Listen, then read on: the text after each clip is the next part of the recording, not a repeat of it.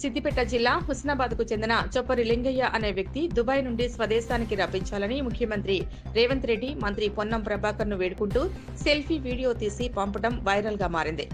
నెల రోజుల క్రితం బిల్డింగ్ కన్స్ట్రక్షన్ వర్కర్గా లింగయ్య దుబాయ్కి వెళ్లాడు.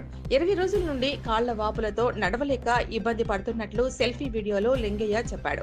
తిరిగి రాకుండా కంపెనీ వారు పాస్పోర్ట్ను తీసుకున్నారని ఆవేదన చెందాడు. దయచేసి తనను హుస్నాబాద్కు రప్పించాలని వీడియోలో కన్నీరు మున్నీరుగా వేడుకుంటున్నాడు. వీడియో చూసిన కుటుంబ సభ్యులు కన్నీరుగా విల్పిస్తున్నారు. తన భర్తను క్షేమంగా ఇంటికి రప్పించాలని లింగయ్య భార్య రజిత ప్రభుత్వాన్ని కోరుతోంది. రేవంత్ రెడ్డి సార్, నమస్కారం. పొన్నం ప్రభాకర్ నన్ను కాపాడాను సార్. అప్పుల బాధ లేక గల్ఫ్ కంట్రీ వచ్చిన సార్ దుబాయ్.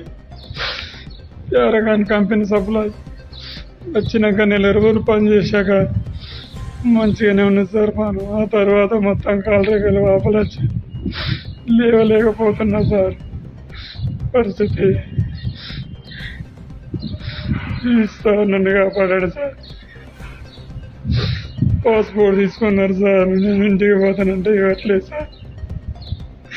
నేను చాలా ఇబ్బంది పడతాను సార్. ఇల్లం బజారు ఫంక్షన్ కేసీఆర్ గార్డెన్ వెనుక బాక్ సైడ్ ఉంటుంది. మా దుబాయ్ వేయండు మా ఆయన పేరు లింగయ్య.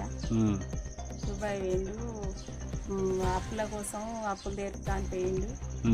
పోతే ఆరోగ్యం బాగాలేక మొత్తం ఇద్దరు తీసుకుపోయి లావట్టుకుపోయి ఇద్దరు తీసుకొస్తారు. అన్నం లేదు, ఏం లేదు, రూమ్లో వండుకున్నాడు. పాస్పోర్ట్ పోగానే తీసుకున్నారట వాళ్ళు.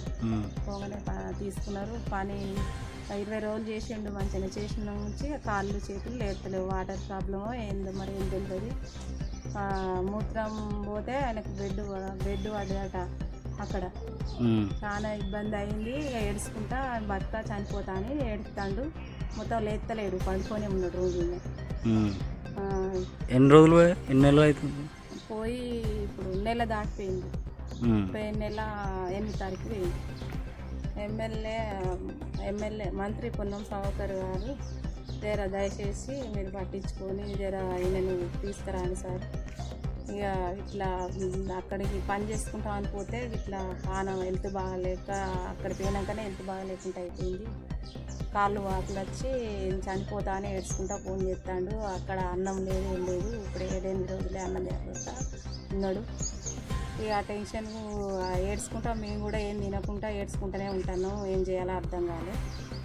అది ముఖ్యమంత్రి రేవంత్ రెడ్డి సారు ఇక మా బాధ విని సాయం చేయండి అని